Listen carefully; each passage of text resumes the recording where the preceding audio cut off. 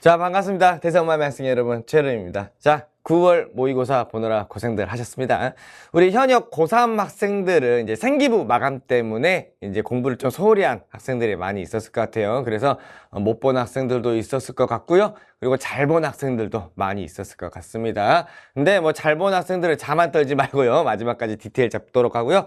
못 본 학생들도 우리 더 공부 이제 한 2달 넘게 남았잖아요. 열심히 해가지고 성적 좀만 더 끌어올립시다. 자, 그러면 해설 전문항 할 수 있도록 하겠습니다. 자, 1번부터 볼게요. 자, 여지없이 뭐 정치를 바라보는 관점 문제 나오고 있죠. 자, 1번. 자, A는요, 국가를 포함한 모든 사회 집단 내에서 구성원 간의 이해관계를 조정하고 갈등을 해결하는 과정을 정치라고 본다라고 했기 때문에 A는 넓은 의미에 해당되는 것이고요. 자, B는 물리적 강제력에 의해 사회 질서를 유지하고 갈등을 해결하는 국가의 고유한 활동만을 정치라고 본다라고 했기 때문에 B는 좁은 의미에 해당되겠네요. 자, 1번. 자, A는 학생의 회의에서 급식 잔반 문제를 해결하는 과정을 정치라고 보지 않는다. 이거 B에 해당되는 것이겠네요. 자, 넓은 의미는 학생의 회의도 정치다라고 보는 관점이죠. 1번 틀렸고요. 자, 2번. 자, B는 국가 형성 이전의 정치 현상을 설명하기에 적합하다. 이 선지는 굉장히 자주 나오는 선지고요. 넓은 의미에 해당되는 선지입니다. 자, 3번. 자, A에 비해 B는 사회적 희소가치를 배분하는 과정에 참여하는 주체가 매우 다양하다고 본다 했기 때문에 이쪽은 넓은 의미 관점이고요.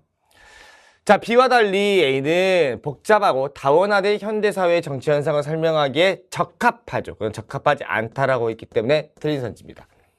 자, A, B 모두 국회가 국회의원 지역구를 확정하는 것을 정치라고 바라보고 있죠. 그래서 5번이 정답입니다. 항상 넓은 의미는 좁은 의미를 포함하고 있어요. 그래서 국회가 지역구를 확정하는 것 당연히 좁은 의미는 정치라고 바라보는 것이고요. 넓은 의미도 당연히 보겠죠. 넓은 의미는 좁은 의미를 포함하고 있으니까요. 뭐 1번 문제는 뭐 30초도 안 걸리게 컷 해야 되는 문제입니다. 자, 2번 볼게요.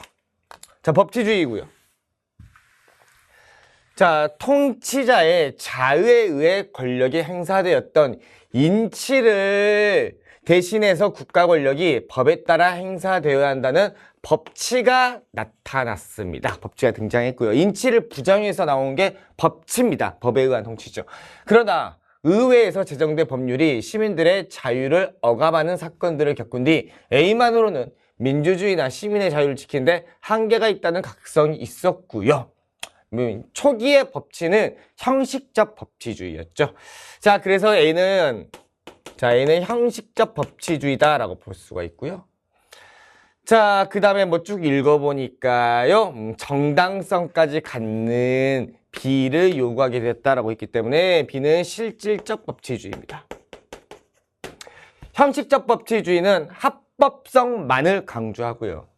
실질적 법치주의는 합법성과 정당성까지 강조하는 것이다 라고 볼 수 있고요. 둘 다 법치주의입니다. 둘 다 법치주의예요. 자, 1번. 자, A는 형식적 법치주의는 자, 입법자에 의해서도 입법자라는 것은 곧 법을 만드는 자들을 말하는 것이고요. 자, 입법자에 의해서도 국민의 자유가 권리가 침해될 가능성이 있음을 간과하였죠. 형식적 법치주의는 합법성만을 강조했기 때문에 그래서 1번이 정답이 되는 것이고요. 자, B는 국가 권력 행사의 근거가 되는 법률의 존재만을 요구할 뿐 그 내용은 문제 삼지 않는다. 그 내용도 정당해야 된다라고 보는 것이 실질적 법치주의입니다. 자, A와 달리 B는 합법적 독재를 정당화하는데 악용될 수 있다는 비판을 받는 이건 형식적 법치주의에 해당되는 것이죠. 그래서 이렇게 바꿔줘야 맞겠네요.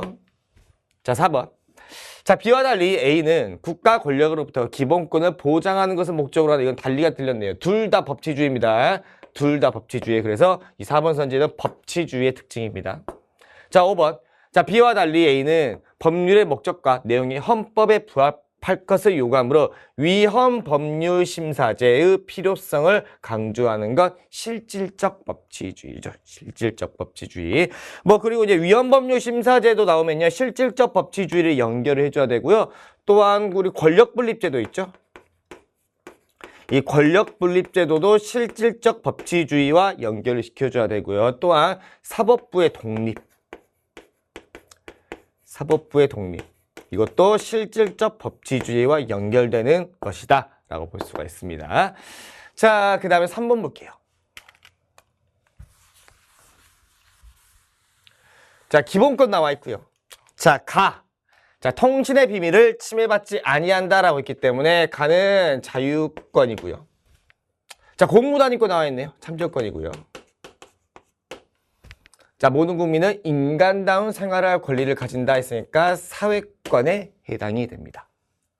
자, 1번. 자, 가에 규정된 기본권은 자, 국가 권력에 의한 침해를 배제하는 소극적 권리이다. 자유권은 소극적 방어적 권리이죠. 1번 바로 정답이고요.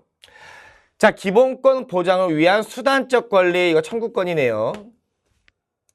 자, 다에 규정된 기본권, 사회권은요.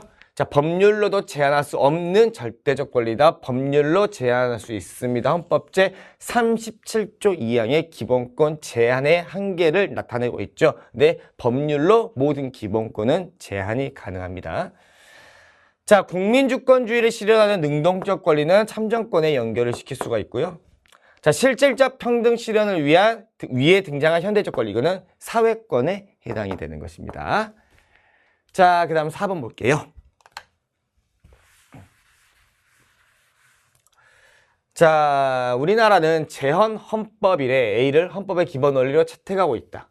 자, 헌법은 자, 문화의 모든 영역에 있어서 각인의 기회를 균등히 할 것을 선언하고 있을 뿐 아니라 국가에게 전통 문화의 계승, 발전, 민족 문화의 정당을 위하여 노력할 의무를 지우고 있다라고 했기 때문에 지문은요, 현재 문화국가의 원리에 해당되는 것입니다. 자, 1번. 상호주의 원칙에 따라 외국인의 지위를 보장하는 근거가 된다. 여기서 상호주의 원칙에 따라서 우리 외국인도요, 외국인의 지위를 보장해줘야 된다라는 겁니다. 어떻게? 상호주의 원칙에 따라서.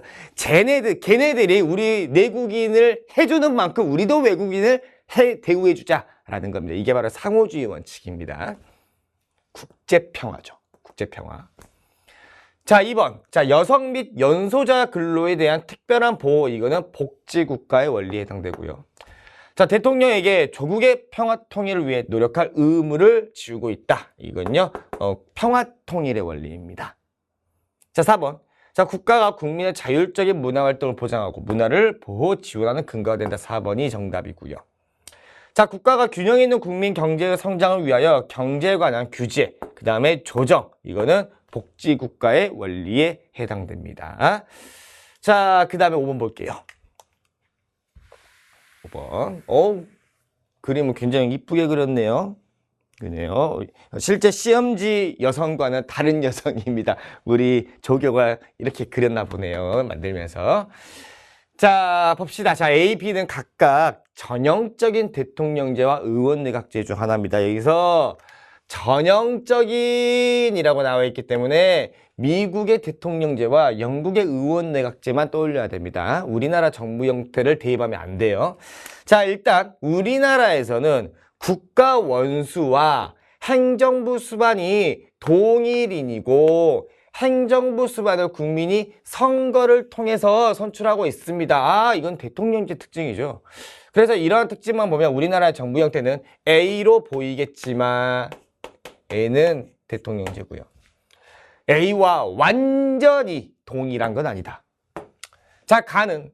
자, 입법부와 행정부의 권력이 융합되어 있는 정부 형태 의원내각제고요. 요소도 있기 때문입니다. 즉, 가에는 우리나라는 대통령제를 채택하고 있는데 영국의 의원내각제 요소가 바로 이 가에 나올 수가 있는 것이고요.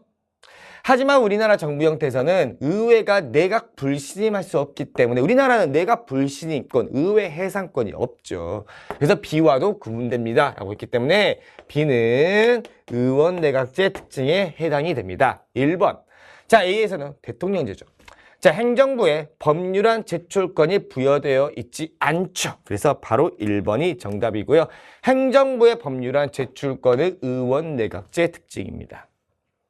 자, 법률안 거부권, 이거는 대통령제 특징이고요. 자, 임기를 보장받는 것은 대통령제 특징입니다. 대통령제. 자, 그 다음에 의원 겸직이죠. 내각의 강요가 될 수 있다. 의원 겸직은 의원 내각제 요소이고요. 오케이. 자, 그 다음에 5번. 자, 탄핵 소추권은 대통령제 요소이기 때문에 가에 들어갈 수 없겠죠. 가에는 의원 내각제 요소가 들어가야 되니까요. 자, 그 다음에 6번 볼게요. 자, 6번 볼게요. 자, 각국에서는 자, 플라스틱 용기 사용이 급격히 늘어나면서 환경오염에 대한 우려가 커졌죠. 이에 시민단체는요, 정부의 환경 관련 정책안을 제안했답니다. 이것 좀 해주세요 라고 시민단체가 정부에 제안을 한 겁니다. 투입의 사례로 볼 수가 있고요. 자, 정부는 이 시민단체가 제안한 이런 정책안을 반영해서 네모네모 정책을 시행했답니다. 그런 어떤 정책 결정기구의 산출이다라고도 볼 수가 있겠죠. 자, 시행된 정책에 대한 시민들의 다양한 평가 환류고요. 자, 이후 시민단체는 시민들의 평가를 반영하여 보완된 정책안을 정부에 다시 제안했답니다. 재투입이고요. 자, 정부가 이를 수용하여 네모네모 정책이 수정 보완될 것으로 기대된다. 자, 기억. 시민단체는 정책 결정 기구가 아니지요. 그죠? 자, 정책 결정 기구는요, 국가기관이라면 다 됩니다. 이제 헌법에서 보장하고 있는 국가기관이라면 다 된다고 볼 수가 있어요. 그래서 뭐 입법부, 자, 입법부도 정책 결정 기구고요. 자, 행정부, 뭐 사법부, 뭐 헌재, 뭐 선관위, 그 다음에 지방자치단체 등등등 이런 것 전부 다 정책 결정 기구다라고 볼 수가 있습니다. 자, 니은과 달리 디귿은 정치 과정에서 산출에 해당한다. 정책 결정 기구, 정부에 대한 정책을 시행, 산출로 볼 수가 있겠죠. 2번이 정답이네요. 자, 디귿과 달리 니은은 시민단체가 정책안을 제안한 것이죠. 자, 경제, 사회, 문화 등 정치 외적 요소에 영향을 받는다. 환경에 영향을 받죠. 달리가 틀렸네요. 전부 다 영향을 받습니다. 환경에요. 자, 4번. 자, 언론은 정치 과정에서 평가 참여할 수 없다. 당연히 있죠. 언론의 평가가 가장 파급력이 높습니다. 할 수 있고요. 자, 리을과 달리 미음은 시민의 정치적 효능감 향상에 기여할 수 있다. 이것도 달리가 틀렸네요. 다 정치적 효능감 향상에 기여할 수 있습니다. 자, 그 다음 7번 볼게요. 자, 7번. 자, 동그라미 시장이 자, 경유차 소유자인 갑에게 네모네모법에 따라 환경 개선 부담금 부과 처분을 하자. 이 경유차가 이제 큰 SUV를 말합니다. 이제 큰 차들을 이제 경유차라고 하고요. 이제 휘발유를 넣고 경유를 넣는데요. 경유가 좀 이제 힘이 좀 센 석유입니다. 그래서 큰 차들을 경유차라고 하고요. 좀 이제 매연이 많이 나오긴 합니다. 그래서 환경 개선 부담금 부과 처분을 했습니다. 네모네모 시장이 환경을 개선하는 돈, 부담금, 세금을 좀 더 부과하는 처분을 하자. 자, 갑은 그 시장의 처분에 취소해달라라는 소를 제기했답니다. 행정소송을 제기했다라고 볼 수가 있고요. 시장의 처분, 나에게 왜 부담금 부과하냐? 그 시장의 처분을 취소해달라라는 소송을 제기했다라고 볼 수가 있죠. 자, 갑은 소송 중에 이 처분의 근거가 되는 네모네모법 조항이 헌법에 위반된다고 주장을 하면서 A에 가제청 신청을 했다. 아, 일단 그러면 A는 법원이구나 라고 할 수가 있고요. 물론 행정법원이겠죠. 행정법원이겠죠. 그 다음에 가제청을 신청했다라고 했기 때문에 가는 위헌법률 심판이다 라는 것까지 도출해낼 수 있습니다. 자, 그런데 이 법원이 기각 결정을 했답니다. 갑의 위헌법률 심판 제청 신청을 법원이 기각했답니다. 그러니까 이 B의 해당 법률 조항이 헌법에 위반되는 결정을 구하는 나를 청구했다라고 했기 때문에 B는 헌재가 되겠고요. 그 다음에 나는 위헌심사형 헌법소원심판이겠죠. 자, 이에 B는 헌재는요. 자, 뭐라고 말을 했냐면 헌재가 이 해당 법률 조항이 여기서 이 해당 법률 조항은 이 네모네모법 조항을 말하고 있는 것이고요. 네모네모법 조항. 자, 이 해당 법률 조항이 자, 국가에게 부여된 환경보전이라는 헌법적 과제 실현을 위한 것이므로 입법 목적은 정당했다, 목적의 정당성을 충족했다라는 것이고요. 그 다음에 경유차 소유자에게 환경 개선 부담금을 부과하는 것은 입법 목적을 실현하기 위한 수단도 적합했다. 두 번째, 수단의 적합성도 충족했다. 또한 이보다 덜 제한적인 방법은 없었으며 피해의 최소성도 만족했다. 자, 쾌적한 환경 조성이라는 권익은 제한되는 사익에 비해 결코 작지 않다고 판단했다. 과잉 금지 원칙 4가지를 차례대로 전부 다 판단을 했고요. 헌법재판소는요. 그래서 과잉 금지의 원칙에 위배되지 않는다라는 합헌 결정을 했습니다. 자, 1번. 자, A는 법원이죠. A는 갑의 제청 신청 없이는 B의 가를 제청할 수 있다, 없다가 아니라 있다가 맞죠. 그죠? 직권 제청 가능합니다. 법원이요. 직권 제청 가능. 자, 2번. 자, 갑이 청구한 위헌심사형 헌법소원 심판은요. 자, 권권력의 불행사로 인한 기본권의 침해 여부를 판단하는 심판. 이거는 지금 이제 권리구제형 헌법소원 심판을 이야기하고 있습니다. 권리구제형 헌법소원 심판이죠. 권권력의 행사 또는 불행사로 국민의 기본권이 침해됐을 때 헌법재판소에다가 심판을 요구하는 거. 이게 권리구제형 헌법소원 심판인데요. 나는 위헌심사형 헌법소원이기 때문에 틀린 선지고요. 자, 3번.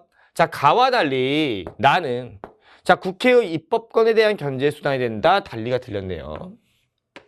자, 둘 다 입법권에 대한 견제 수단이 될 수 있고요. 자, 4번. 자, B는 헌재는요.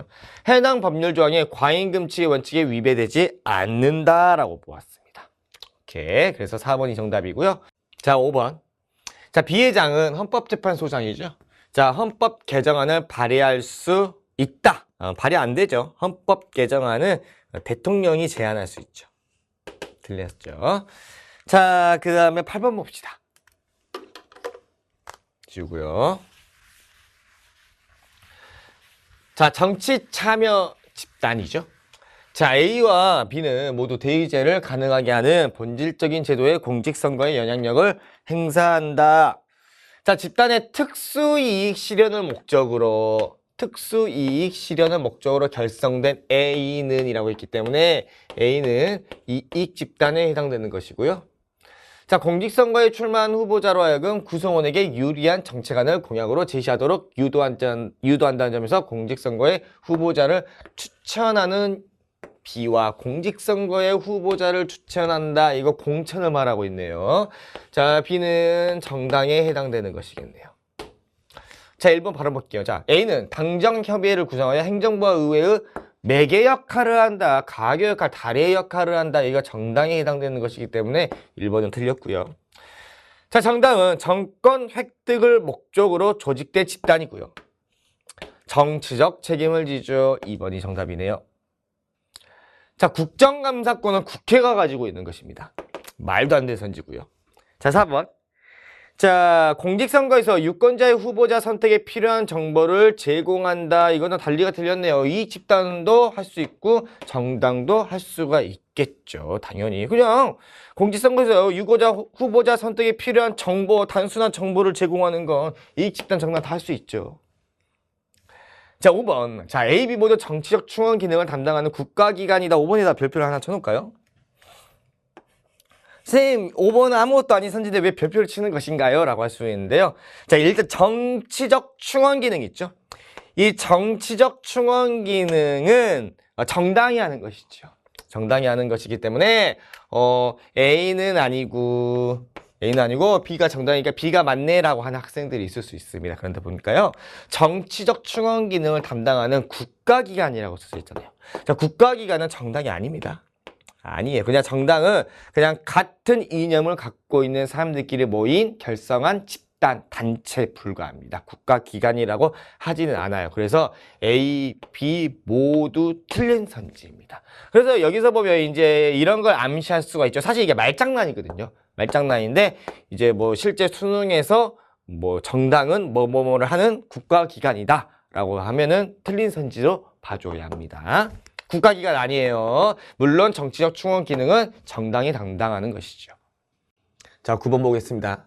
자, 우리나라 헌법기관 A부터 E에 대한 설명으로 옳은 것은, 자, A는 정부가 편성하여 제출한 예산안을 심의하고 확정한답니다. 그래서 예산안 심의 확정은 국회죠. 그래서 A는 국회고요. 자, B회장과 C에 대한 임명 동의안을 처리했답니다. 자, 이후 D에 의해 임명된 B회장은, 자, D가 임명을 했답니다. 그러면 D가 대통령이 되겠네요. 그럼 B, C, D, E 적어놓고요. 자, D는 대통령이죠. 자, B회장은 갑을 대법관 후보자로 제청을 했답니다. 그러면 대법관 후보자로 제청할 수 있는 것은 대법원장이죠. 그래서 B는 대법원이고요. 자, 을은 정당 해산 심판을 담당하는 이의 재판관으로 지명했다라는 겁니다. 그럼 정당 해산 심판을 담당하는 이는 헌재죠. 헌법재판소고요. 자, 한편 D를 보좌하며 대통령을 보좌하며 행정각부를 통할하는 C라고 있기 때문에 C는 국무총리가 됩니다. 자, 1번 볼게요. 자, A는, 자, 국회는요. 자, 이 헌법재판소 재판관 3인에 대한 임명권을 가지는 것이 아니라 국회는 3명을 선출할 수 있죠. 선출권을 가진다라고 하는 게 맞고요. 자, 2번. 자, B회장은, 대법원장은 일반 사면에 대한 동의권을 가진다. 대통령은 일반 사면할 수 있죠. 일반 사면에 대한 동의권은 국회가 가지고 있습니다. 근데 B는 대법원이기 때문에 틀린 서지죠. 자, 특별 사면은 국회의 동의 얻을 필요 없이 바로 대통령이 할 수 있습니다. 사람을 콕 찍어가지고 너 나와 할 수 있는 게 특별 사면이죠. 자, 3번. C는요, 국무총리는 특정한 사안에 대해 국정조사권을 가진다. 국정조사, 국정감사는 국회가 가지는 것이지요. 자, 4번. 자, 국무위원은 C의 제청으로 A의 동의를 얻어서 대통령이 임명한다. 국무위원은요, 국무총리의 제청이 있지만 국회의 동의를 얻을 필요는 없습니다. 국무위원, 장관은요, 그냥 별도의 국회의 인사청문회만 거치면 됩니다. 하지만 그 인사청문회의 결과도 대통령을 구속하지는 않습니다. 자, 일단 정답 5번이고요. 자, D. 대통령의 국법상 행위는 문서로 써야 되고요. 그 다음에 C는 국무총리는 이 문서의 부가적인 서명을 해야 합니다. 그래서 대통령은 국법상 행위를 할 때는 반드시 문서화해야 됩니다. 문서화해야 되고요. 그리고 이 문서화하고요, 반드시 부가적인 서명을 맡아야 됩니다. 그래서 대통령 위로 높잖아요. 그래서 아래로 서명을 맡아라라는 겁니다. 그래서 문서화해야 되고요. 부가적인 서명을 받아라 라는 것이죠. 그러면 문서 부서주의를 채택하고요. 누구의 부서를 받아야 되냐면 행정부의 2인자인 국무총리의 부서를 받아야 되고요. 더 나아가서 그 문서와 관계된 장관, 관계부처의 국무위원, 장관, 국무위원의 서명도 받아야 합니다. 이렇게 문서 부서주의를 채택하고 있어요. 자, 그 다음에 10번 볼게요. 자, 10번 보면, 자, 우리 감남과 을려는요, 결혼신고를 하고 혼인신고를 안 했습니다. 혼인신고 없이. 그러면 사실혼 관계이다라고 볼 수가 있겠죠. 그래서, 자, 감남과, 자, 을려는 사실혼 관계고요. 함께 살던 중에서 자, 갑과 을 사이에서 A가 태어났답니다.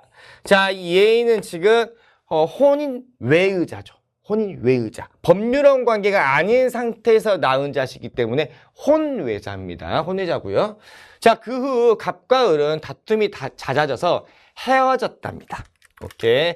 헤어지기로 하였고라고 했습니다. 이때는 헤어지기로 하면요, 별도 이혼 절차가 필요 없습니다. 그냥 안녕 하면 헤어져요. 그래서 요즘 부부들이 혼인신고를 잘 안 하죠. 이제 갑자기 살다가 헤어지면 그렇죠? 이혼을 안 해도 되니까요. 그냥 이혼 안 하고 그냥 바로 헤어지면 빠빠이 하면 됩니다. 헤어지기로 했고요. 자, 그 다음에 A는 자, 갑이 양육하기로 했답니다. 자, 을은요. 자, 갑과 헤어진 후 병과 법률상 혼인을 했고요. 그러면 을은 병과 법률상 혼인을 했습니다. 혼인신고를 했다라는 말이고요. 자, 이후 을과 병 사이에서 B가 태어났답니다. 얘는 혼인 중의 출생자, 혼인 중의자죠. 자, 그 다음에 또한 을과 병은 혈연 관계가 없는 미성년자인 C를 적법한 절차를 거쳐서 친양자로 입양을 했대요. 오케이. 그러면 을과 병은 C를 또 친양자로 입양했다라는 말이고요. 자, 그 다음에 한편 갑과 을도 헤어진 후 정과 법률상 혼인을 했답니다. 갑은요. 자, 정과 법률상 혼인을 했고요. 그 후 갑과 정은 혈연 관계가 없는 성년자를 D를 적법한 절차를 거쳐서 양자로 입양했답니다. D를 양자로 입양했답니다. 그러면 C는 현재 친양자 입양을 한 거고요. 그 다음에 D는 현재 일반 입양을 한 겁니다. 일반 입양. 성년자는 일반 입양밖에 할 수가 없어요. 친양자 입양은 미성년자만 가능하고요. 자, 1번. 자, 갑과 을 사이엔요, 친족관계가 형성되었다고 해서 친족관계가 형성되어 있지 않죠. 물론 말은 이제 사실혼 관계이기 때문에 말은 장인어른, 장모님 하겠지만 진짜 장인어른이 아니에요. 혼인신고를 안 했기 때문에. 알겠죠? 그래서 친족관계 형성됐다가 해소된 게 아닙니다. 자, 2번. 자, A는 갑과 을 사이에서 태어난 혼외자 A죠. A는 갑과 을의 혼인 중의 출생자 아니라고요. 혼외자입니다. 물론 B는 을과 병의 혼인 중의 출생자죠. 자, 3번 C는 자, 친양자 입양한 애죠. 자, C는 입양된 이후에도 친생부모와의 친족 관계가 유지된다. 친양자 입양은 완벽히 단절됩니다. 완벽히 단절돼요. 자, 4번. 자, 갑정 모두 D의 재산에 관한 법률행위에 대하여 자, D의 성년자, 일반 입양한 성년자 이 재산에 대한 관한 법률행위에 대하여 D를 대리할 수 있는 친권자로서의 권한은 없다. 맞네요. 이 친권이라는 친권은요, 미성년자 자녀에 대한 부모의 권리와 의무를 말하는 것입니다. 근데 D는 성년자이기 때문에 당연히 없죠. 친권. 자, 그 다음에 5번. 자, D는 여기죠? D는 자신의 친생부모가 유언 없이 사망했을 경우 친생부모가 남긴 재산을 상속받을 수 없다. 있다. 왜? D는 일반 입양이기 때문에 이 갑정은 양부모잖아요. 나를 입양한 양부모들이고요. 이 양부모가 죽어도 사망을 해도 D는 재산을 상속받을 수 있고요. D에 원래 친생부모가 있을 거 아닙니까? 걔들이 죽어도 상속을 받을 수 있습니다. 개이득인 거죠. 자, 그 다음에 11번 볼게요. 자, 11번. 자, 교사. 자, 다음은 미성년자의 법률행위와 관련된 사례입니다. 이 사례에서 가정할 수 있는 상황과 그에 따른 법적 판단을 말해봐라. 자, 갑은 항상 나이 잘 봐야 되고요. 17세입니다. 미성년자고요.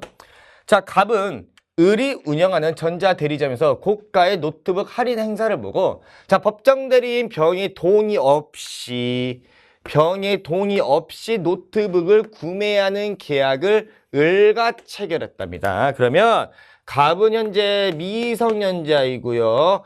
법정 대리인의 병의 동의 없이 을과의 계약을 체결했답니다. 그러면 법정대리인 동의 없이 계약을 체결한 미성년자이기 때문에 불완전한 계약이다라고 볼 수가 있고요. 자, 노트북의 수령과 대금 지급은 다음 날에 하기로 하였다. 그런데 을은 다음 날이 되어서야 갑이 미성년자임을 알게 되었다라는 것이지요. 그러면 계약 당시에 판매자인 을은 갑이 미성년자임을 몰랐다라는 말이죠. 그러면 여기서 봤을 때는 철회권을 행사할 수 있구나라는 거. 오케이. 자, 그러면 1번. 자, 갑이 을에게 사기를 당하여 계약을 체결한 경우, 사기당했답니다. 사기를 당하여 계약을 체결한 경우 취소할 수 있죠. 근데 취소는요, 취소권을 행사할 때 갑은 병의 동의를 얻어야 취소를 할 수 있다. 동의를 얻지 않아도 취소할 수 있습니다. 그래서 사기로 인한 계약은 취소할 수 있습니다. 그러면 여기서 한 가지 짚고 넘어가 볼까요? 취소와 무효의 차이를 알고 있겠죠? 취소, 여기다 적어볼까요? 취소. 자, 오박사재능. 암기를 꼭 해야 됩니다. 자, 오박사재능은 취소할 수 있는 경우입니다. 오박사재능. 자, 착오, 강박, 사기로 인한 계약은 취소할 수 있는 경우고요. 그 다음에 제한능력자의 법률행위도 취소할 수 있는 경우입니다. 그래서 오박사재능이죠. 오박사재능. 자, 그래서 1번은 틀린 선지이고요. 그 다음에 2번. 자, 갑이 신분증을 위조하여 적극적 속임수를 이용했네요. 신분증을 위조해서 을로 하여금 자신을 성년자로 믿게 하고 계약을 체결했답니다. 그러면요, 이거는 확정적으로 유효한 계약이 체결된 거고요. 자, 병은 갑이 미성년자임을 이유로 계약을 취소할 수 있다. 부모는 취소할 수 없습니다. 취소권자는 갑병이고요. 갑과 병이고요. 갑과 병은 취소권을 행사할 수 없습니다. 왜? 자기 자식이 위조된 신분증으로 계약을 체결했기 때문에 확정적으로 유효한 계약이 되는 것입니다. 3번. 자, 갑이 노트북을 정가의 절반 가격으로 구입한 경우 아주 싸게 구입했으니까 그래도 확정적으로 유효한 계약이 되지 않을까, 그런 거 생각하지 마세요. 알겠죠? 절반 가격으로 구입했더라도 부모 동의 없이 계약을 체결한 것이기 때문에 불완전한 계약입니다. 병은 갑이 미성년자임을 이유로 계약을 취소할 수 없다. 있다.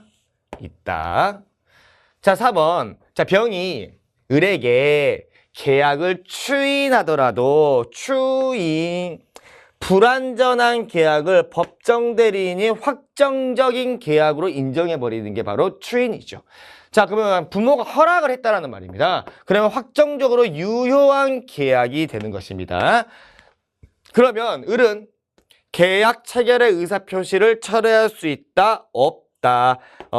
판매자의 철회권은요, 반드시 추인이 있기 전까지 할 수 있습니다. 선생님이 개념 때 설명을 했습니다. 가서 다시 봤죠. 알겠죠? 철회권은 법정대리인의 추인이 있기 전까지 철회권을 행사할 수 있고요. 또 을은 계약 당시에 미성년자임을 몰랐을 경우 때 효력을 발휘할 수 있습니다. 4번도 그래서 틀렸고요.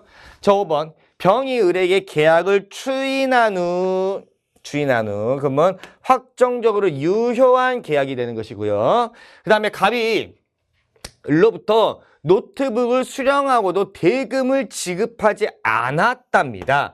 이 갑과 을 사이엔요, 서로 간에 채무가 발생했어요. 채무가 발생했고요. 그 다음에 갑은 돈을 줘야 할 의무가 있고요. 그 다음에 그러니까 갑은요, 갑과 을은 서로 계약을 했기 때문에 서로에 대한 권리와 의무가 발생합니다. 갑에게도 권리와 의무가 발생하고요. 을에게도 권리와 의무가 발생합니다. 돈을 받아야 할 의무가 있고요. 그 다음에 노트북을 줘야 할 의무가 생기는 것이죠. 돈을 받아야 할 권리, 돈을 줘야 할 의무.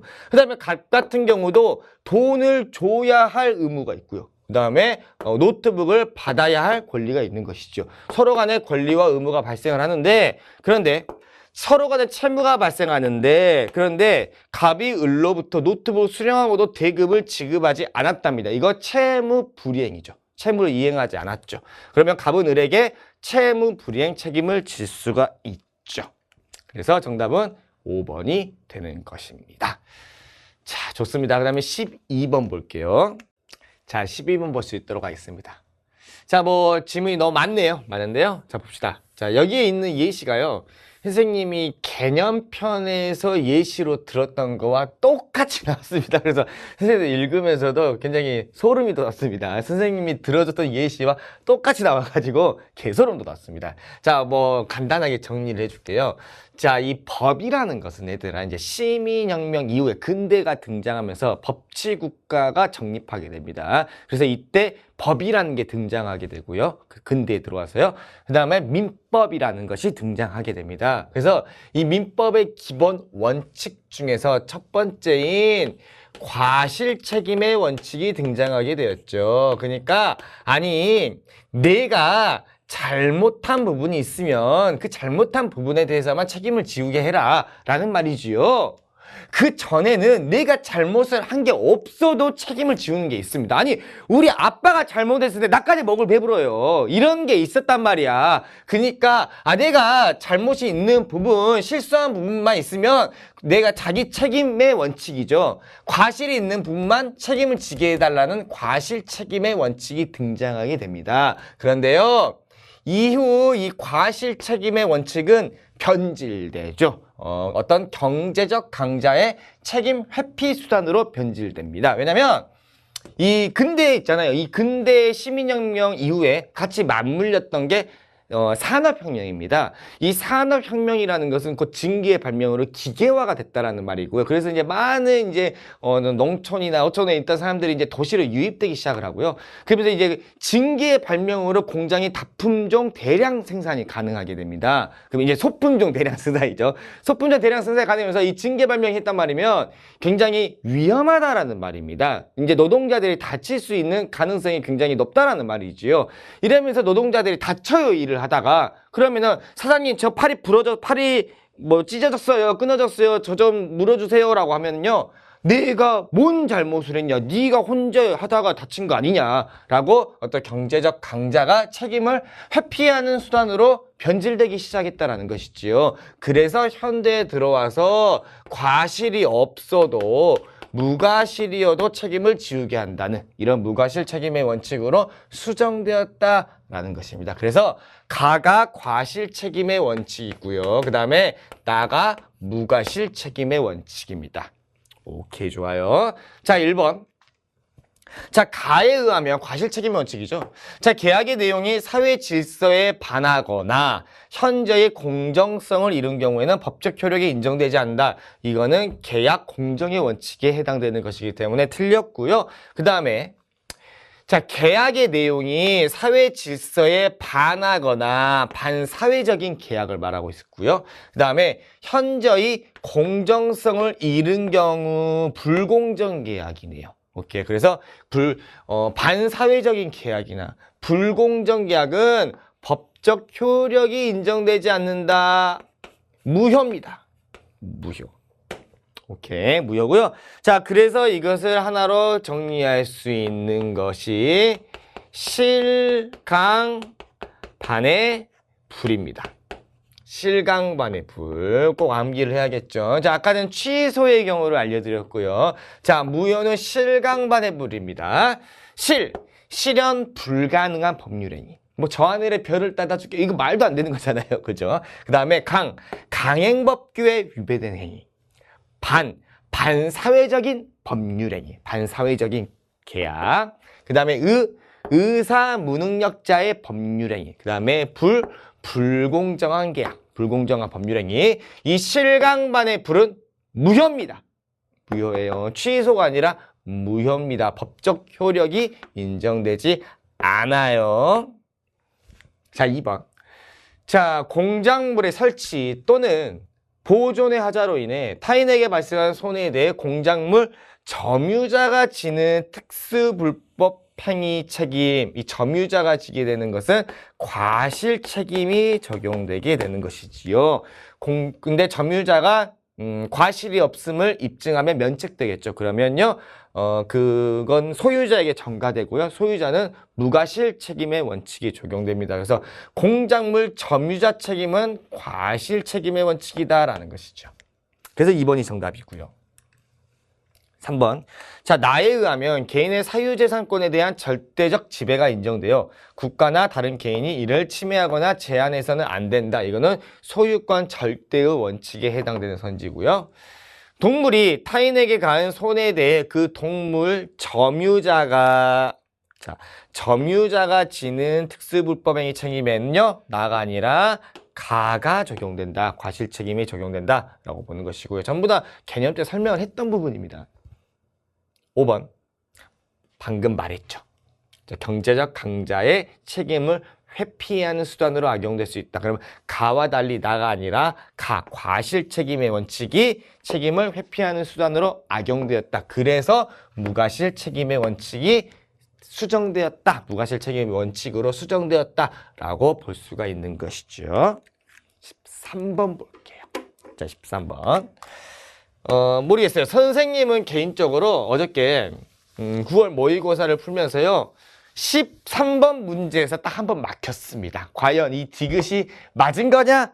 틀린 거냐? 그래서 이제 연구실, 이제 우리 조교들의 단톡방에서 이제 디귿이 옳은 선지냐 틀린 선지냐를 이제 굉장히 난관에 부딪히게 됩니다.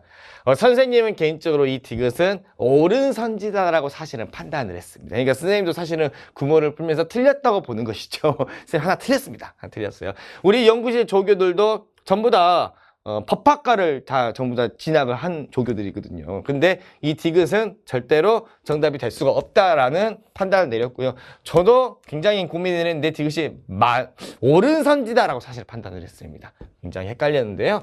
일단 봅시다. 처음으로 평가원에서 민법과 형법을 비교하는 문제가 출제가 되었고요. 자, 봅시다. 자, 갑은 길을 걷다가 을과 시비가 붙어 다툰 끝에 을을 때렸고 이로 인해 을은 전치 2주의 상해를 입었답니다. 자, 갑과 을이 싸운 거네요. 그죠? 자, 그래서 이제 갑이 을을 때린 것이고요. 자, 그래서 을은요, 갑의 구타 행위가 A에 규정된 상해죄에 해당된다라고 주장을 하면서 갑을 수사기관에 고소를 했답니다라는 것이죠. 그러면 A가 형법이 되는 것이겠죠. A가 형법이고요. 그 다음에 또한 을은 갑에게 B에 규정된 불법행위 책임을 주장하면서 치료비 지급을 청구했다, 손해배상을 청구했다라고 볼 수가 있기 때문에 B는 민법이죠.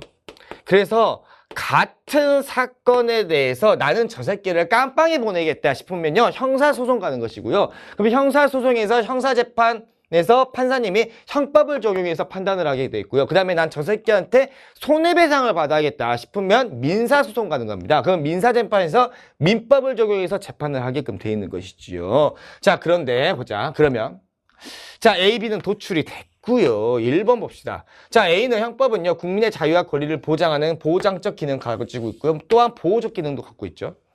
그리고 사회 질서를 유지하는 기능도 당연히 하고 있죠. 형법이 있기 때문에 여러분들이 안전하게 학교 왔다 갔다 하는 겁니다. 그죠? 하지 않는다 했기 때문에 이건 틀렸죠. 이건 너무 쉬웠고요. 자, 니은. 자, B는 개인 간의 권리와 의무의 발생과 변경, 소멸 등을 규정하고 있다는 점에서 민법은 그렇게 하고 있죠. 그래서 사법에 해당합니다. 그래서 니은은 옳은 선지고요. 그 다음에 리을 볼게요. 디귿 일단 빼고요. 자, A, B 모두 사회 구성원에게 행위의 기준을 제공하고요. 재판 시 법원의 판단 기준이 되죠. 민사법원, 형사법원에서 판단 기준이 됩니다. 민법, 형법. 그래서 정답은 니은, 리을 3번이 정답이고요. 문제는 디귿입니다. 디귿 볼게요. 자, 보면 자, A와 달리 B는 자, 타인의 물건을 훔침으로써 범죄의 구성 여건에 해당이 됩니다. 타인의 물건을 훔침으로써 그러면 범죄의 구성 요건, 즉 절도죄에 해당이 되는 것이죠. 그 다음에 그 타인에게 손해까지 입게 한 자입니다. 손해까지. 여기서 손해라는 것은 정신적 손해도 있고요. 그 다음에 재산적 손해도 있는 것이지요. 자, 그러면 자에게 책임을 물을 수 있는 근거를 제공한다라고 했기 때문에 그래서 여기서는 달리가 틀린 선지로 해석을 해주는 것이다 라고 볼 수가 있고요. 물론 나는 아직도 인정을 사실 못합니다. 선생님은 아직도 인정을 못하는데 좀 더 확실하게 선지를 구성했으면 좋았을 것 같아요. 자, 보자. 그러면 자, 타인의 물건을 잡읍시다. 자, 첫 번째 타인의 물건을 훔쳤습니다. 그렇죠? 어떤 범죄자가 있어요. 그러면 타인의 물건을 훔쳤다라는 것은 절도죄에 해당이 되는 것이지요. 그렇죠? 그러면요, 형사상 책임을 질 수 있습니다. 형사상 책임을 질 수 있어가지고 깜빵에 가겠죠. 그 다음에 두 번째, 타인의 물건을 훔침으로써 그 타인에게 손해를 입게 했답니다. 손해. 그러면 정신적 손해와 재산적 손해를 입었을 것이고요. 그러면요, 민사상 책임을 질 수 있습니다. 민사상 책임을 질 수 있다는 것이죠. 그래서 얘는 깜빵에 보낼 수도 있고 손해배상을 받을 수도 있다는 것이죠. 절도죄를 했고 절도로 인해서 타인에게 손해를 끼쳤기 때문에 그래서 형사상, 민사상 책임을 지울 수 있다라는 것이어서 디귿은 정답이 되는 겁니다. 그래서 A와 달리, 정답이 아니라 틀린 선지. A와 달리 B는이라고 했기 때문에 달리가 틀린 겁니다. 이렇게. 그런데 선생님은 이것을 하나로 봤어요. 선생님은 어떻게 봤냐면, 자, 타인의 물건을 훔침으로써 그 타인에게 손해를 입게 한 자에게 책임을 추궁하는 거. 그래서 저는 민사적 손해까지만 이렇게 해석을 들어갔었거든요, 선생님은. 아무튼 디귿은 틀렸답니다. 디귿은 틀렸어요. 아무튼 이렇게 볼 수 있다라는 겁니다. 그래서 너희들도 나중에 뭔가 뭐 폭행을 당한다라든가 뭔가 어떤 뭐 도둑질을 당한다라든가 이러잖아요. 근데 그러면 저 새끼를 깜빵에 보내겠다 그러면요, 형사재판 거는 것이고 형사소송 거는 것이고 그 다음에 지한테 손해배상을 받아야겠다라고 싶으면 민사소송 가는 겁니다. 그래서 같은 사건에 대해서 민형사상 다 할 수 있어요. 오케이, 좋습니다. 자, 그 다음에 14번 봅시다. 자, 보면요. 자, 범죄가 성립하려면 A, B, C를 모두 순차적으로 갖춰야 하죠. 범죄의 성립 요건은 세 가지가 있고요. 자, 첫 번째 사례 볼게요. 자, 갑이 12세입니다. 자, 12세는 형사 미성년자고요. 자, 형사 미성년자는 책임조각 사유에 해당돼서 범죄가 성립되지 않습니다. 자, 그러면 12세가 장난으로 옆집에 반려견을 발로 걷어차서 다치겠답니다. 그러면 갑의 행위는 A가 조각돼서 범죄가 성립하지 않는다 했기 때문에 A는 책임이 되는 것이고요. 자, 경찰관 을은 범죄 현장에서 적법한 절차에 따라 현행범을 체포하였다 구속 여건에 해당되지만 정당 행위에 해당되기 때문에 위법성이 조각돼서 범죄가 성립이 되지 않습니다. 그래서 을의 행위는 B가 인정되나, 그러니까 B는 범죄의 구성 요건에 해당이 되는 것이고요. 하지만 C가 조각된다라고 했기 때문에 C는 위법성이 되는 것입니다. 자, 병은 자신의 생명에 대해 저항할 수 없는 폭력에 의해 강요된 행위로 타인에게 상해를 입혔다라고 했기 때문에 강요된 행위는 책임조각 사유에 해당이 되는 것이고요. 그 다음에 여기서 정행위는 A, B, C가 모두 인정되어 범죄가 성립한다 했기 때문에 성립 세 가지가 다 성립한 예시가 나와 있어야겠죠. 자, 1번. 자, A는요, 책임은요. 법질서 전체의 관점에서 허용되지 않는다는 부정적인 가치 판단. 이건 지금 현재 위법성을 이야기하고 있기 때문에 틀렸고요. 자, 2번. 현재의 부당한 침해로부터 자기의 법익을 방해하기 위한 상당한 이유 있는 행위. 이거 정당방위입니다. 부당한 침해라고 있기 때문에 정당방위 있고요. 자, A가 조각되는 사유이다 아니다. 위법성 조각 사유에 해당된다라고 있기 때문에 이쪽은 C로 들어가줘야 맞는 것이고요. 자, 3번. 자, B가 인정되는 행위라도 사회상규에 위배되지 않는다면 정당행위고요. 정당행위는 위법성 조각사유에 해당되는 것이죠. 그래서 3번이 정답이네요. 자, 4번. 자, 가에 병의 행위는 B가 인정되지 않아 범죄가 성립하지 않는다가 들어갈 수 있다. 아니죠. 책임조각 사유에 해당된다라고 했기 때문에 A라고 해줘야 맞겠죠. 자, 5번. 자, 심신장애로 사물을 변별할 능력이 없는 심신상실자 이야기하고 있습니다. 심신미약자는 심신장애로 사물을 변별할 능력이 미약한 자고요. 없는 자는 심신상실자입니다. 자, 심신상실자는 책임 조각 사유에 해당이 되죠. 자, 없는 정의 이유 없이 돌을 던져 타인의 차량을 파손시켰다가 들어갈 수 있다. 나이는 들어갈 수가 없겠죠. 여기는 A, B, C가 모두 인정되는 경우가 들어가줘야 되는데 얘는 책임 조각 사유에 해당돼서 범죄가 성립이 되지 않습니다. 않아요. 자, 그 다음에 15번 볼게요. 자, 15번 보겠습니다. 자, A 식품회사 직원인 갑은요, 상품을 절취하고 위생 관련 복무 규정을 위반한 이유로 사용자로부터 해고 통보를 받았답니다. 당연하죠. 상품을 절취하면 당연히 부당해고, 해고를 당해야죠. 부당해고죠. 해고를 당해야죠. 이에 갑은 부당해고 아니냐라는 이유로 진호위에다가 구제 신청을 했답니다. 근데 갑의 구제 신청은 당연히 기각됐겠죠. 상식적으로 봐도. 그죠? 기각되었답니다. 자, 그러면 1번 사례. 자, 갑은 해고를 당했잖아요. 노동자가 해고를 당했기 때문에 지방노동위원회에다가 저 이거 해고당했는데 부당해고 당한 것 같아요. 저 좀 구제해 주세요 라고 갑이 지방노동위원회에다가 신청을 한 겁니다. 그러면 이 지방노동위원회에서 판정을 할 겁니다.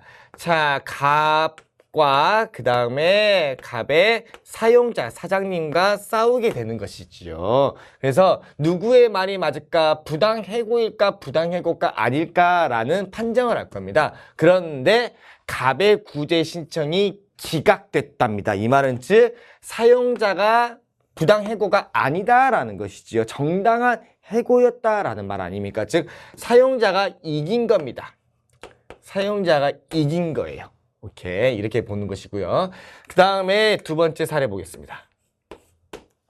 자, 한편 A식품회사 직원인 을은 자, A식품회사 노동조합에 가입했다는 이유로 노조에 가입했다는 이유로 사용자로부터 해고 통보를 받았답니다. 이에 A식품회사 노조는 을에 대한 해고가 근로자의 단결권을 침해한다는 이유로 진호위에 구제 신청을 했다라는 말이죠. 그죠? 즉, 을 같은 경우는 부당 노동 행위로 인한 부당 해고를 당했다라고 볼 수가 있고요. 그래서 자, 노조는요.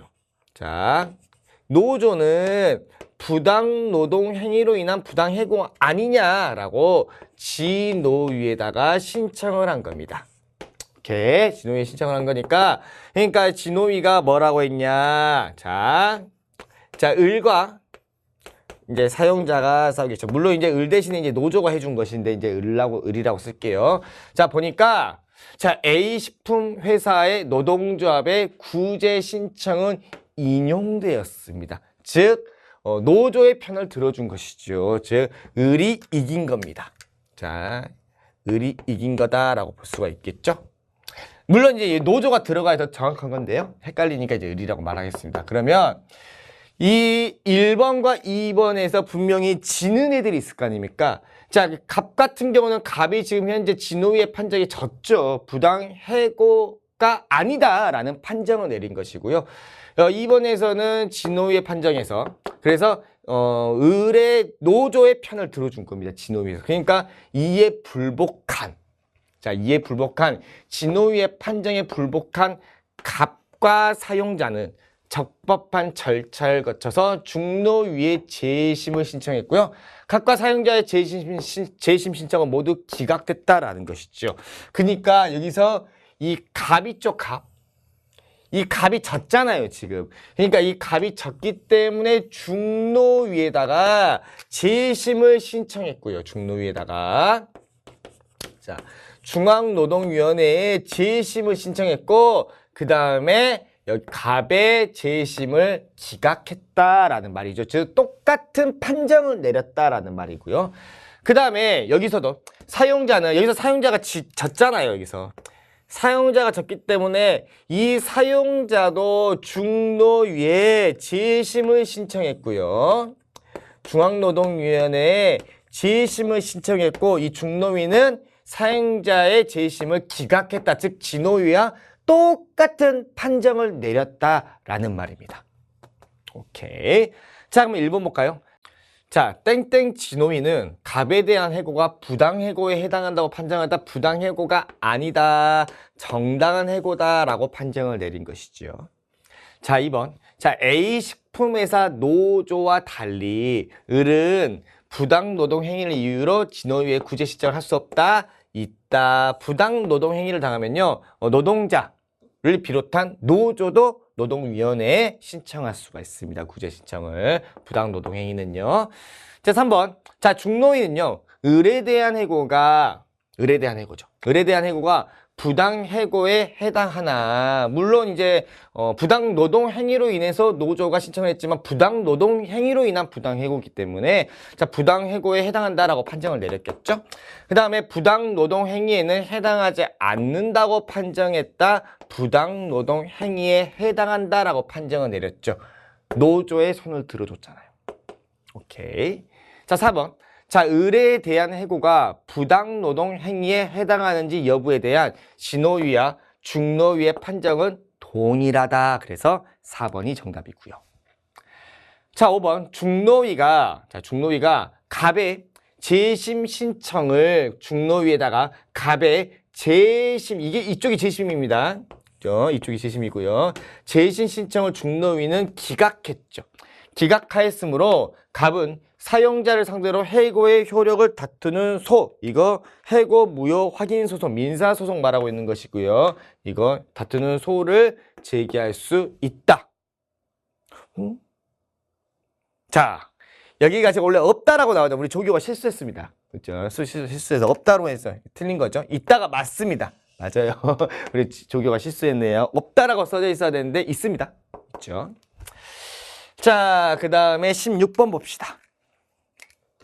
자, 이제 이게 시험지가 이제 PDF 파일로 떴기 때문에 우리 조교가 일일이 손으로 다 씁니다. 그래가지고요, 가끔 틀린 데가 나올 수 있어요. 급하게 써가지고요. 오늘 바로 해설을 해서. 자, 16번 볼게요.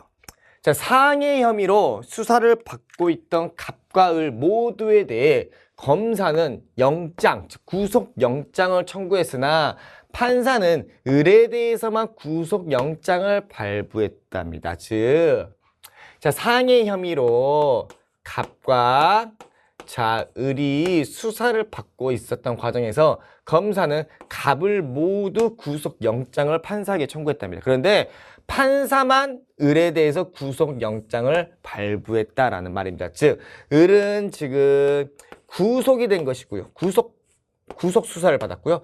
자, 갑은 불구속 수사를 받은 경우입니다. 불구속. 자, 이후 갑과 을 모두 검사에 의해서 기소되었고요. 그러면 재판을 갔다라는 말이죠. 자, 을만 구속된 상태로 재판을 받았습니다. 자, 1심 법원은요. 자, 갑에 대해서는 무죄를 선고했고요. 갑은 무죄다. 1심 재판은. 그 다음에 자, 을에 대해서는 징역 1년에 자, 너는 징역 1년이야. 징역 1년인데 그 집행을 2년 유예할게라는 징역 1년의 집행유예 2년. 즉, 유죄를 선고했습니다. 자, 그래서 1심 판결에 대해서 검사는 갑뿐만 아니라 을에 대해서도 항소하지 않았고요. 을도 항소하지 않아서 그 판결은 둘 다 확정된 겁니다. 확정된 거예요. 자, 그래서 보면요. 자, 이 갑과 검사의 싸움이고요. 그 다음에 을과 검사의 싸움입니다. 형사재판하고 있는 것이겠죠. 그런데 자, 1심 재판부는 갑은 무죄다 라고 손을 들어준 겁니다. 갑이 승소했다라는 말이죠. 그러면 검사가 졌잖아요. 그럼 검사는 열받을 거 아니야. 그러면 항소할 수 있는데 그 항소를 포기했답니다. 그러면 이 갑에 대한 무죄 판결은 확정되었다라고 보는 것이 맞고요. 확정되었고요. 그 다음에 을과 검사의 싸움에서 여기서는 검사가 이겼죠. 즉 을이 진 겁니다. 을이 졌죠. 징역 1년에 집행유예 2년을 받았잖아요. 그러면은 여기서는 그러면은 을은 열받아가지고 항소할 수 있을 가능성이 있죠. 왜 나는 집행유예 2년을 받았냐? 징역 1년에 집행유예 2년 받았냐? 왜 내가 유죄를 받아야 되냐라고 2심 재판부에다가 항소할 수 있는 가능성이 있고요. 또한 검사도 항소할 수 있는 가능성이 분명 존재하죠. 왜 징역 1년에 집행유예 2년밖에 안 주냐? 저 새끼는 징역 10년은 때려줘야 되는데 라고 검사도 불복할 수 있잖아요. 그런데 둘 다 항소를 포기했답니다. 을도 그러니까 나는 징역 1년에 집행유예 2년을 만족해 라는 말이고 검사도 이 정도면 만족해 라는 말이죠. 즉 둘 다 항소를 포기했기 때문에 둘 다 확정 판결이다 라고 볼 수가 있겠습니다. 자, 1번. 자, 갑은 피고인이고요. 갑이 법원에 구속 전 피의자 신문을 청구하여 갑에 대한 불구속 수사가 이루어졌다. 아니죠. 구속 전 피의자 신문은 어떻게 되는 것이냐면 이 검사가 이 갑은 구속을 시켜놔야 될 것 같습니다. 얘는 도주의 우려나 증거 인멸의 가능성이 있기 때문에 일단 구속을 해야 되겠습니다. 라고 검사가 영장을 담당하는 판사에게 구속영장을 신청하는 겁니다. 그러면 판사가요, 갑을 부릅니다. 갑을 불러가지고 구속하기 전에 피의자 갑을 신문을 해요. 너 증거인멸할 거야, 안 할 거야? 너 도주를 할 거야, 안 할 거야? 신문을 해가지고 판사가 얘는 구속을 해야겠다 싶다고 생각이 들잖아요. 그럼 판사가 검사에게 영장을 발부하는 겁니다. 이게 바로 판사가 구속 전에 갑을 피의자 신문하는 거. 구속영장 실질 심사라고도 말하죠. 오케이. 그래서 이거는 1번은 맥락이 맞지 않는 선지고요. 자, 2번. 검사가 을을 구속하기 위해서는 법원이 사전에 발부한 체포영장이 필요하다. 구속영장이 필요하다라는 것이지요. 그래서 영장이 필요한 건요. 체포를 하던가 체포를 할 때는요 반드시 영장이 있어야 됩니다. 그리고요 압수를 할 때는 반드시 영장이 있어야 되고요. 그 다음에 수색을 할 때는 반드시 판사가 발부한 영장이 있어야 되고요. 구속을 할 때는 반드시 판사가 발부한 영장이 있어야 됩니다. 우리나라는 영장주의를 채택하고 있기 때문에 체포나 압수나 수색이나 구속을 할 때는 반드시 영장이 있어야 됩니다. 단 체포 같은 경우는 긴급 체포나 현행범인 경우는 영장 없이 체포가 가능하고요. 압수수색 그 다음에 구속은요 반드시 영장이 무조건 있어줘야 합니다. 자, 그 다음에 3번. 1심 재판 중에 을은 법원의 구속적부심사를 청구할 수 있다. 재판 중에는 구속적부심사는 기소 이전에 하는 것이고요. 그죠? 기소 이전에 하는 것이죠. 보석을 청구할 수 있다라고 해줘야 맞겠죠. 자, 4번. 1심 법원은 을에게 2년 동안 일정한 범죄를 저지르지 않으면 집행유예 2년 받았죠. 그러면 면소된 것으로 간주한다. 면소된 것으로 간주해 주는 건 선고유예를 말하고 있는 것이죠. 선고유예. 자, 집행유예는 형 선고의 효력을 상실시켜준다라고 해줘야 맞겠죠? 자, 그래서 4번도 틀렸고요. 자, 5번. 판결이 확정된 후 을은 형사보상을 청구할 수 없다. 맞죠? 왜? 구속됐잖아요. 을은 구속됐는데 형사보상 청구할 수 없죠. 왜? 집행유예 2년 받았잖아요. 유죄 나왔습니다. 그죠? 유죄 나왔기 때문에 형사보상 청구할 수 없습니다. 자, 그 다음에 17번 볼게요. 자, 국제관계를 바라보는 관점이고요. 자, 갑은 뭐 다 읽었다고 생각을 하겠습니다. 자, 뭐 너무 쉬우니까요. 자, 힘의 균형이 이루어져야 된다 라고 나와 있죠. 그래서 얘는 힘의 우위를 확보해라 라고 했기 때문에 갑은 현실주의 관점이고요. 자, 을은 국제사회는 국제기구와 국제법을 통해서 평화가 실현될 수 있어 라고 했기 때문에 을은 자유주의 관점에 해당이 됩니다. 1번.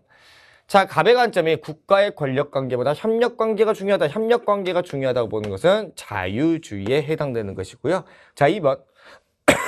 자, 자유주의 관점은 국제사회에서 보편적인 선을 추구하는 국제 규범의 역할을 강조하다 했기 때문에 이거는 자유주의 관점에 해당돼서 2번이 정답이 되는 거네요. 자, 자국의 이익을 배타적으로 추구하는 것은 현실주의 관점이고요. 초국가적 행위 주체의 역할이 중요하다고 보는 것은 자유주의 관점이죠. 군사력 강화를 강조하는 것은 현실주의 관점이고요. 자, 18번 볼게요.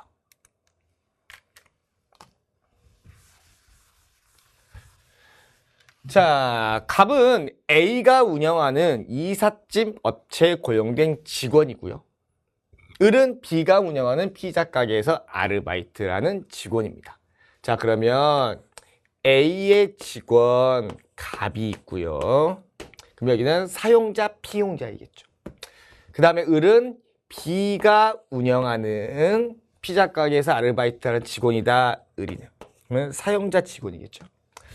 자, A는 직원. A 사용자죠. 사용자. A는 병으로부터 이삿짐 운반을 의뢰받았답니다. 오케이, 그러면 A와 사장님과 병이 계약을 체결을 하겠죠. 체결을 했고요. 그러면 이 둘 사이에는 서로 간에 채무가 발생하는 것이고요. 자, 그 다음에 갑은 그래서 자,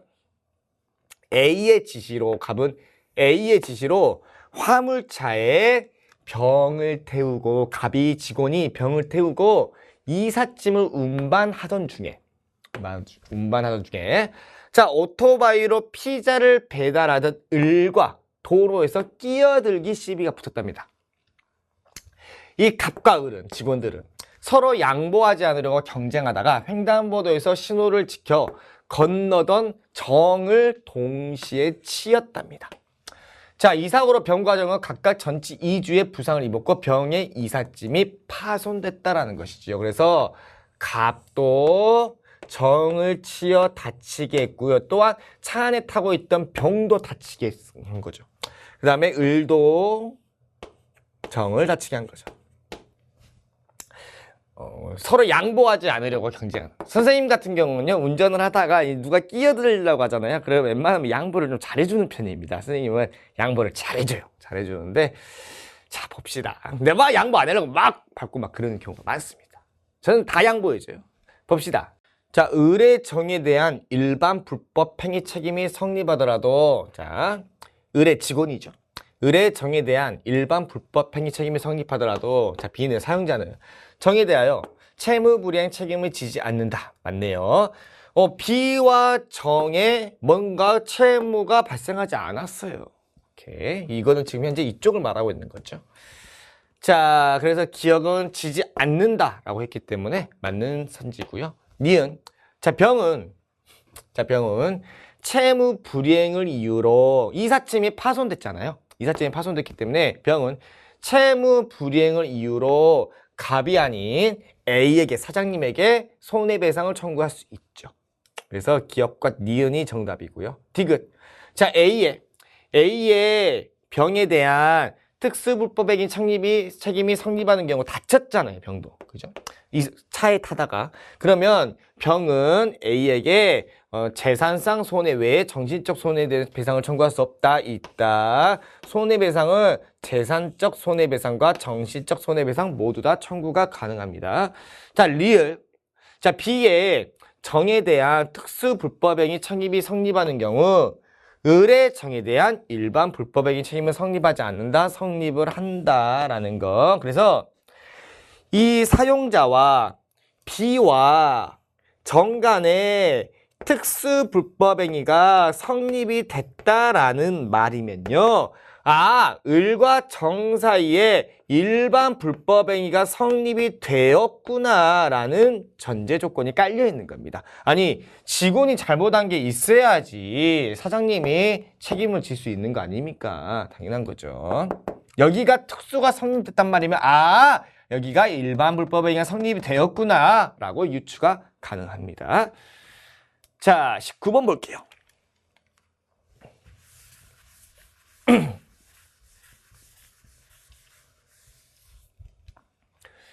자, A, B는 각각 조약과 국제관습법 중 하나고요.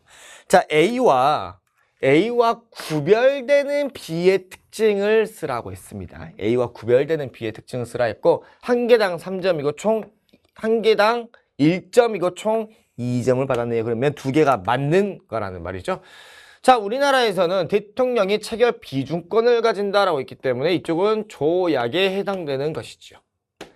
자, 국제사법재판소의 재판 준거가 될 수 있는 건 둘 다 해당되는 것이기 때문에 틀린 겁니다. 그러면 2점이기 때문에 이쪽은 조약에 해당되는 것이 나올 수밖에 없겠네요. 자, 그러면 A와 구별되는 B의 특징을 쓰라고 했으니까 A는 국제관습법이고요. B는 조약이 되겠네요. 1번. 자, A는 명시적 입법 절차를 거쳐 성문화된 형식으로만 존재한다. 이거는 지금 현재 조약 이야기하고 있습니다. 자, 국내 문제 불간섭 문제는 국제관습법에 해당되는 것이고요. 자, A와 달리 B는 국가를 초월한 입법기관에 의해 제정된다. 아닙니다. 조약은 국가들끼리 조약을 체결하는 것이지요. 자, 4번. 자, B와 달리 A는 국제관습법은 포괄적 구속력을 가지고 있죠. 그래서 4번이 정답입니다. 조약은 제한적 구속력이죠. 이제 체결 국가에만 영향력을 미치기 때문에. 자, 가해. 자, 우리나라에서는 헌법과 동등한 지위를 가진다가 들어갈 수 있다? 없다. 오케이, 들어갈 수 없죠. 맞은 게 나와야 되는데요. 왜? 조약, 가해. 우리나라에서는 헌법과 아니죠. 조약은요, 국내법 중 법률과 동등한 지위를 가진다라고 볼 수 있죠. 그죠? 물론 국회의 동의를 얻은 조약. 자, 20번 보겠습니다.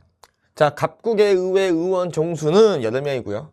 자, 선거구별로 유권자 수가 동일한 8개의 선거구에서 단순 다수제로 의회 의원을 선출하고 있답니다. 자, 각국은 가지역과 나지역으로만 이루어져 있고요. 4개의 선거구, 가1부터 가4, 가지역, 그 다음에 4개의 선거구, 나1, 나4, 나지역에 있습니다. 자, 표는 각국의 최근 의회 의원 선거 결과 정당별 득표율을 나타내고 있는 것이고요. 자, 그러면 현행 볼까요? 현행 일단 의원 정수는 8명이고요. 선거구가 지금 8개입니다. 그러면 1등만 당선이기 때문에 가1에서는 A, 가2에서는 A, 가3에서는 A, 가4에서는 A가 당선이고요.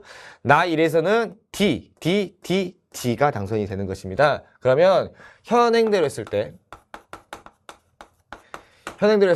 A당이 4석을 가져가고요. 그 다음에 D당이 4석을 가져가게 됩니다. B당과 C당은 한 석도 가져가지 못하죠. 자, 그 다음에 이란 볼게요. 자, 이란. 자, 각국은 차기 선거를 앞두고 현재 의회 의원 정수를 유지하면서 8석을 유지하면서요. 이러면서 다음과 같은 2가지 선거제도 개편안을 검토하고 있답니다. 이란은요. 선거구 가1, 가2, 가3, 가4, 나1, 나2, 나3, 나4를 통합해서 선거구를 4개로 축소하고요. 각 선거구에서 득표순으로 2명의 의회 의원을 선출한다. 중선거구 제도로 해주겠다라는 말이고요. 자, 유권자는 지지하는 정당의 후보자에게 한 표를 행사하고요. 정당이 후보자를 공천할 때 선거구별로 2인이 당선 가능한 경우 2인을, 그렇지 않은 경우는 1인을 공천한다라는 조건을 주었습니다. 자, 그러면 다시 넘어가서요.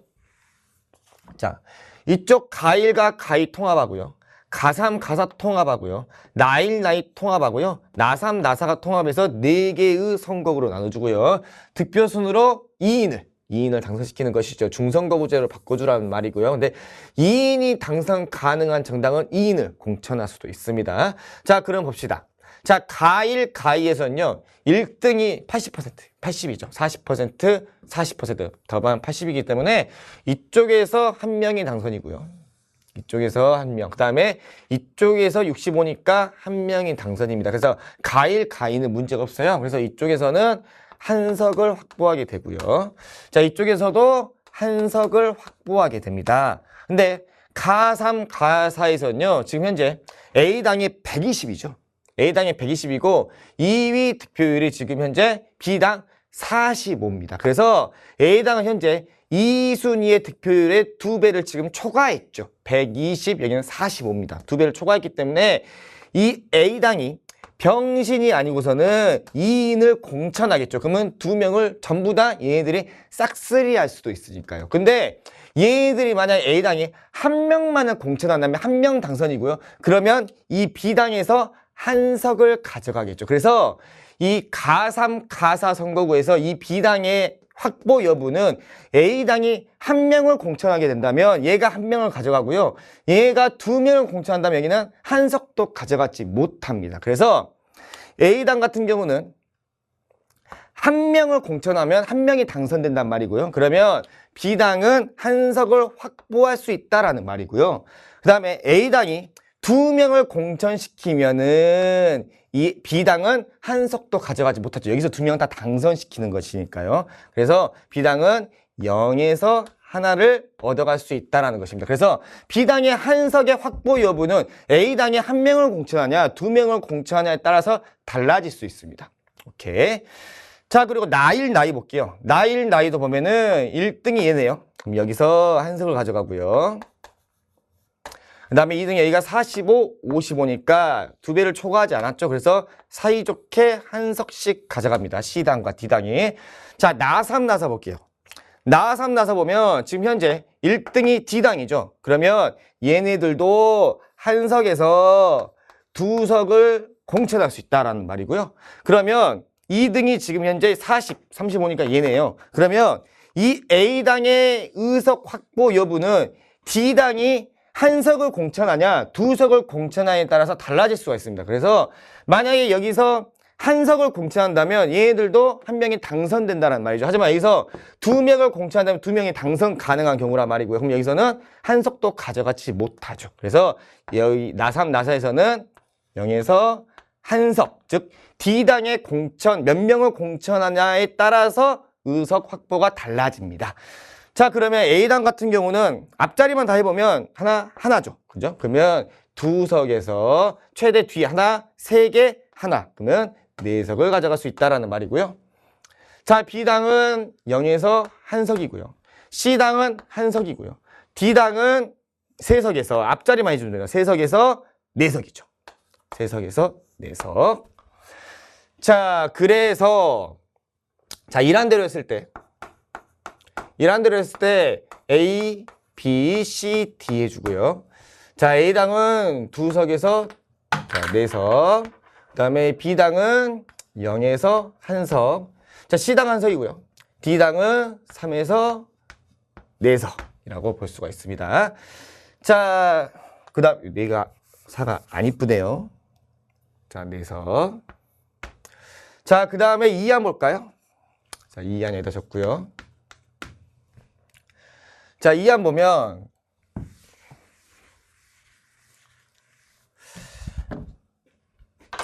자, 가 지역과 나 지역을 각각 한 개의 선거구로 만들어 합니다. 그리고요, 각 선거구에서 4명의 의회 의원을 선출하고요.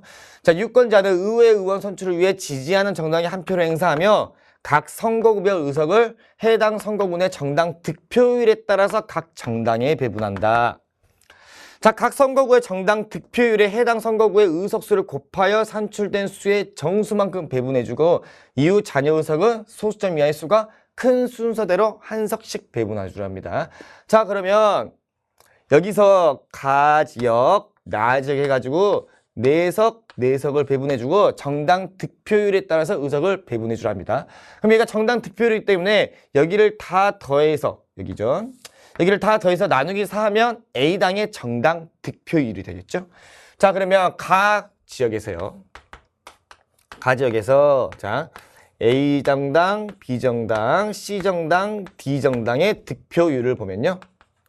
득표를 보면 자, 여기 80, 그 다음에 여기는 120이니까 200이네요. 200 나누기 4는 50%네요. 그러면 A정당의 득표율은 50%가 나오고요. 자, 이렇게 계산을 다 해봤습니다. 그러면 B정당은 20%, C정당은 10%, D정당은 20%가 나오게 됩니다. 자, 그러면 이제 여기서 이제 총 의석수 4를 곱해 줘야겠죠. 4를. 그러면은 2.0 나오고요. 여기는 0.8, 0.4, 0.8, 8이 나오게 됩니다. 그러면 정수만큼 주니까 두 개 주고요. 잔여의석 2석이 발생하니까 이 B 하나, D 하나 주게 됩니다. 그러면 이안대로 했을 때 각 권역에서는요. 자, 각 권역에서는 A당이 2개, B당이 하나, 그다음에 C당은 얻지 못했고요. D정당은 하나를 얻게 됩니다. 자, 그 다음에 똑같이 나로 해볼게요. 나로 지워버리고, 자, 똑같이, 자, 나 지역으로 해보면 여기 다 더해서 4 나눠주면 되겠죠? 20, 30, 70이 돼요. 자, 그러면 나 지역 같은 경우는 득표율이 지금 A당, B당, C당, D당 하고요. A당은 15%고요. 자, B정당은 20%, C정당은 20%, 자, D정당은 45%가 나오게 됩니다. 자, 그럼 이제 곱하기 4 하면 되겠죠? 그러면 이쪽은 0.6 나오고요. A정당은. B정당은 0.8, 여기 똑같네요. 0.8 나오고요. D정당은 1.8 나오게 됩니다. 그러면 정수만큼 주기 때문에 얘가 하나 가져가고요. 그 다음에 잔여석 3석 발생하죠. 그러면 B 하나, C 하나, D 하나 얻게 됩니다. 그러면 나 권역에서는 A당은 한 석도 얻지 못하고요. B정당은 한 석, 그 다음에 C정당도 한 석, D정당은 2석을 얻게 됩니다. 그러면 이안대로 했을 때 총 의석수는 2석, 2석, 1석, 3석을 얻게 됩니다. 자, 선지 한번 풀어볼게요. 자, 이제 지워버리고요. 자, D. 자, 1번. 현행에서 A당과 D당은 모두 과대대표되고 라고 했습니다.